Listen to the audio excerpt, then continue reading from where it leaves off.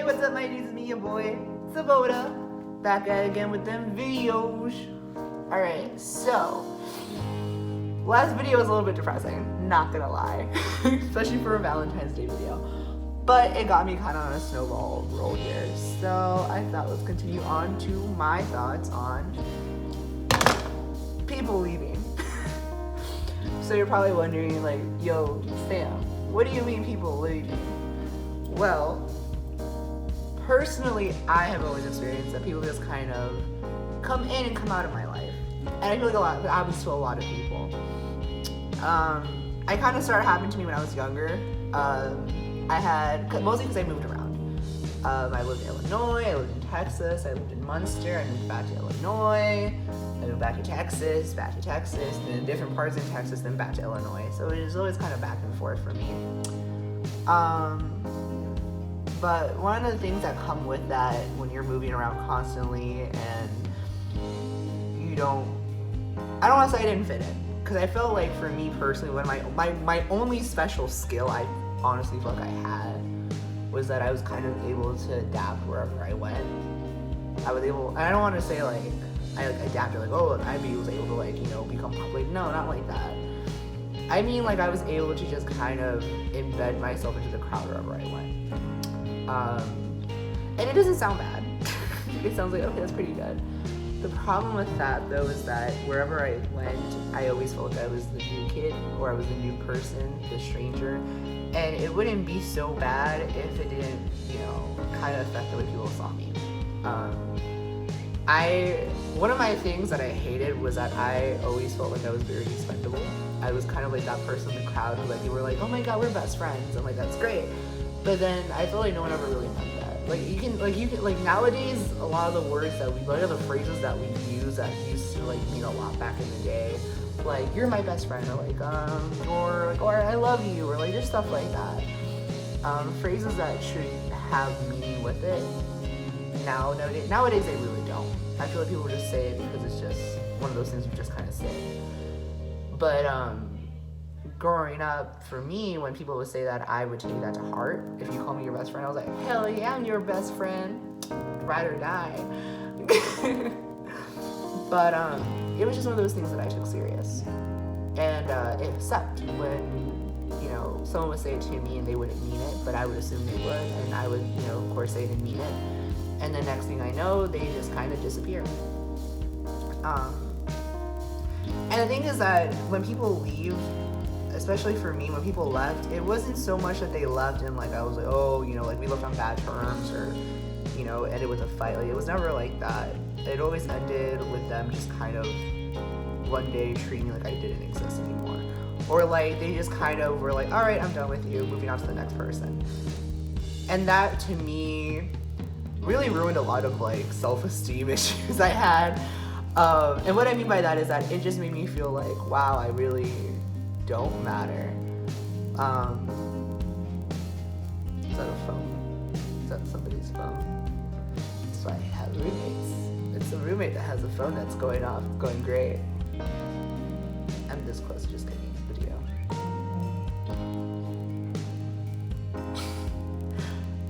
But yeah, so for me it just sucked because it always felt like I was the most expendable person in the room. And the problem with that is that would make me then try to make myself be non-expendable. So I tried adapting in a new way. I stopped trying to be the guy in the crowd, and I tried being the guy that was like, okay, I'm unique. Like, you guys need me, you guys want me. And that sounds sad in its own right. But when it was like, wherever you go and people would treat you like, oh, you're really good. It's such mostly when people would treat me like I was a close friend, like I was a friend that they'd known for years. And then one day they just wake up and they're like, all right, I'm done. I'm done with you. And it wouldn't suck so much if they had been closure, if there had been something to say like, okay, well, here's why, here's like, if you literally went to my face and said, I hate you for A, B, and C, and D reasons, like, I would have been like, okay, well, those are reasons, and you left and you told me why. Like, that's some kind of closure. It might not be the best kind, but it's something. But when you leave and you say nothing, and then you treat me like I never existed or we never met, that's bringing it to a whole different level of just, wow, I hate you. or you're not even worth the time to explain why. Like, that hurt so much more every time it occurred. And the worst part was that it happened so frequently. And it sucked because it was always the people that either said, I'm always going to be there, or people that said, oh, I'm not going to leave you, or people who said, oh, don't worry, like, I would never do that to you. And I'm not making this up. Honest to Christ, I wish I was, because the amount of grief that this has caused me in my lifetime is awful. But that's, it fed into a lot of different issues of mine, like how I viewed myself, how I thought about myself, and it really, it ruined me in a sense, because then I felt like every time I became friends with somebody, the little like anxiety in the back of my head, or like the little person talking would just be like, they're getting sick of you. They're gonna get tired of you. They're gonna see you the way you see yourself. Like, there's nothing special about you. You're fooling them in a sense. And I felt like I was kind of being an imposter. I felt like I was making everyone see me in a way that they wanted to see me, so that way they wouldn't get tired of me, or they wouldn't replace me, or they wouldn't throw me away and then look for something new. The problem with that now is that now I felt like, okay, well, I'm always putting on persona for each person. I had to keep up with which persona I was showing to which individual. So then it turned into a whole quality over quantity thing. I was so desperate to not feel lonely and to not be alone. Because my biggest thing was, if you guys didn't watch the last video, or in case you did and you forgot, my biggest fear in life is being alone. It's literally, and it's not even like, it's just like the fact that like one day it might just be me. And I don't want it to just be me. And that fear is like one of those fears where it's like, it can happen, it might happen, it really, I can't be for sure, but either way, it's like, I don't think anyone wants to be alone. And I don't even mean like in a romantic sense, I mean like friendship-wise, relationship-wise, family-wise, like, I don't, no one wants to be alone. But that was my biggest fear. So then I started turning to this person who was like, alright, well, I'll take anything. I was like, you treat me like shit, but that's fine, like, as long as you stick around me, like, that's fine, like, I'll take it. And I stopped, caring about, people's characters, how people treated me, how people treat other people. I was just so desperate to not be the one guy who was always by himself, that one guy who had to eat lunch alone. Like, I was so scared of that. And it ruined a lot of things about me. I started not liking myself the way I should have been liking myself. Here's the weird thing. You would have thought like somebody who always felt like they were expendable, you'd been like, oh, well, I'm not expendable. But no, like, when people treated me like they could easily throw me away, or when people would just leave randomly and not, explain why they're leaving, or explain why they got tired of me, or explain why they got annoyed with me, they just kind of left. It ruins a person so much more, because now you're feeling like, is there something wrong with me? Am I doing something wrong? Am I saying something wrong? Is there something wrong with how I'm looking? Am I embarrassing you? So it just kind of turns into this really big, awful turmoil of just not being good enough for anybody. And then, even though it was just one person who did that, or maybe it was, for me, it was multiple people. But when it's like that and it happens constantly, it kind of turns into this thing of, okay, well, now every person I meet, I'm gonna have this like weird reoccurring fear with that person. So then it turned to like every friendship I had, like the moment they would kind of like make a face, or they would kind of go quiet for 5 minutes, I would kind of like start freaking out, just like mayday, mayday. I was like, oh no, I fucked up. And that was the other problem, was that I always felt I was the one fucking up. I felt like I was always the one that had the issue or was causing an issue. And later on I would find out that it wasn't me. In fact, it wasn't me at all. And the other thing I had a huge problem with was I didn't understand that people can just drift apart. Like I said before, like, I didn't understand people can just drift apart on good terms. That it doesn't have to end in a big fight. It doesn't have to end with you feeling shitty about yourself. It just means that you guys are growing up, and that it means that you guys are going completely different directions, and that's okay. That's a good thing. But I didn't really have anyone clarify that to me. No one really, I wasn't that kid who, like, when something bad happened to me, I didn't really go crying to, like, a person or to, like, a friend and be like, oh, this happened, I don't know what to do. I just kind of was like, okay, fine, whatever. Like, I was kind of that jerk who was like, when she, like, hurt me, I was like, say that's fine. And that was the other bad part about the whole, like, people kind of drifting away. I started becoming very numb to it. I stopped really feeling sad. I stopped questioning, and I stopped trying to figure out like, why are you going? I was just kind of like, okay, well, everyone does. And what happened was that later on in my friendships and my relationships, even with family, I stopped trying to like be like stay. I was just kind of like, okay, this is great, but I'm not going to be that invested into this relationship anymore, friendship, or however you want to say it. Because now I felt like you're going to leave eventually. You're going to get sick of me eventually. That was the mentality I had for the longest time, was that eventually you're going to see me the way I see myself. And you're going to go, and before you can hurt me, I'm just going to already numb myself completely. And that really hurt myself in a lot of ways, because now I wasn't really trying to interact with new people. I wasn't trying to be as permanent with people as I had wanted to be. And there was a lot of people I met who really were trying to be permanent with me, but I was already I felt like I was damaged goods. And I was like, nobody wants damaged goods. I was like, nobody wants to deal with me, and I'm not going to let anyone deal with. My thing was that I didn't want anyone to see me the way I saw myself, and I didn't want somebody to now get the first hand and be like, okay, I'm bored with you. So I was just like, you know what, from now on, I'm going to be the one who gets bored first. The moment I sensed like you were getting tired of me, I would back away immediately, be like, okay, fine, whatever, moving on to the next person. So I started repeating the same action they were doing to me. The only problem was that when I felt that like little tinge of anxiety, if you're getting tired of me, I felt it every time, all the time. And sometimes I had to be like, do I really think that, or is it like, are they really thinking that, or am I thinking that? And at some point I just stopped being able to differentiate between the two. So then I just started always thinking it was me. Or I could always think that it was them thinking that they were getting tired of me. So I would back away first. And I just kind of started secluding myself, isolating myself. And it just got bad.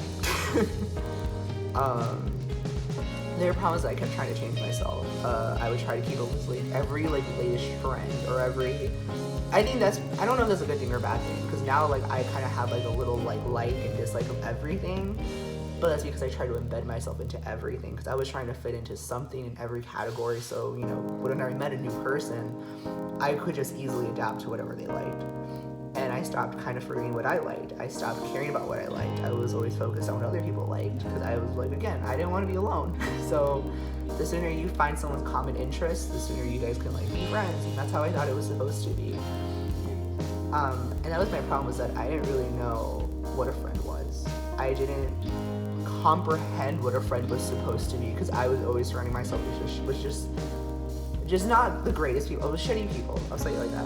I was always surrounding myself with shitty people who really only cared about themselves, and a lot of the times they would use me for their own personal gain. And I was just kind of that kid who was dumb, who was just like, oh God, I want to be so much. I don't want to be alone. I don't want people to leave me in the dirt. I don't want people to leave me. I used to have nightmares as a kid of me being in a room, and it was a plain room with a window, but I couldn't see through the window. And it was full of people I knew, and then one by one, each person would walk out of the room, and every time they would leave, I would say, wait for me, and they would just keep going. And I would just sit in the room, and I remember waking up crying, and not really knowing why, just kind of being waking up and I was little when I would have these nightmares. And I remember seeing my family and friends and people I kind of talked to, but it was everyone I knew basically in this room with me.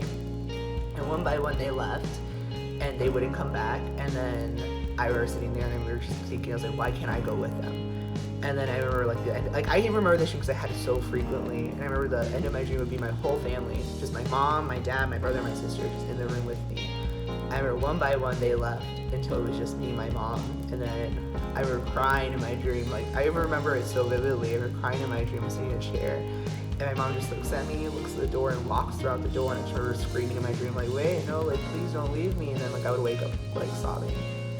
And I don't really know what that stems from. I'm not a psychologist. I don't really want to go to a psychologist because that costs money.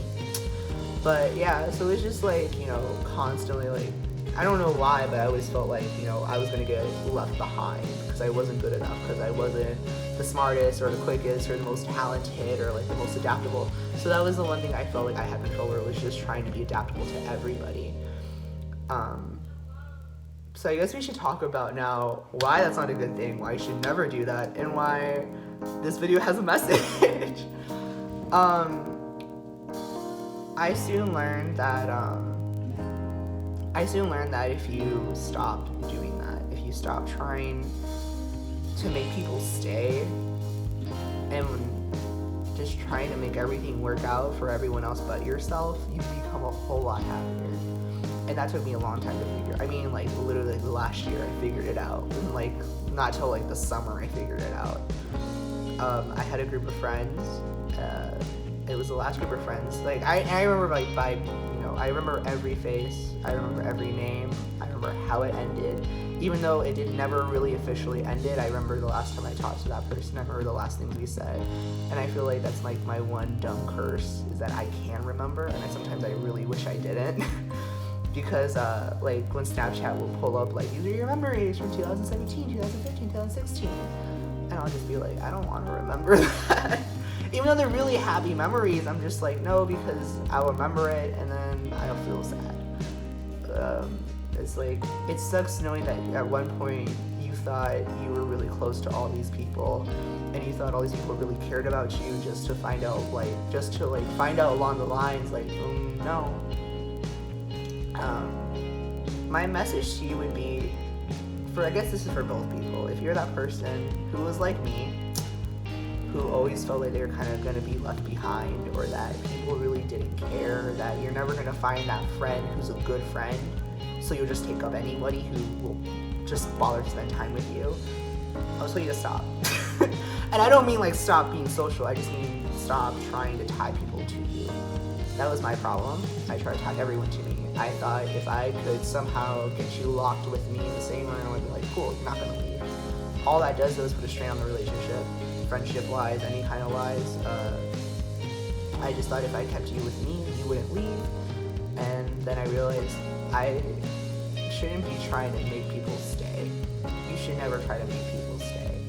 If people really want to be your friend, if people really care about you the way you wish to be cared about, they're going to come and stay by themselves without you having to hold anything above their heads, without you having to constantly be reassured that they're going to stay. They're just going to stay, and they're going to want to come around you. And for those people who leave, and who don't say why they're leaving,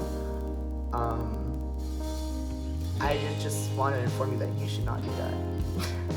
And I don't mean that, like, oh, you need to stop. I mean, like, don't do it, because you do more damage by leaving and not saying anything than you would have by, even if it would ended with an argument, that's something.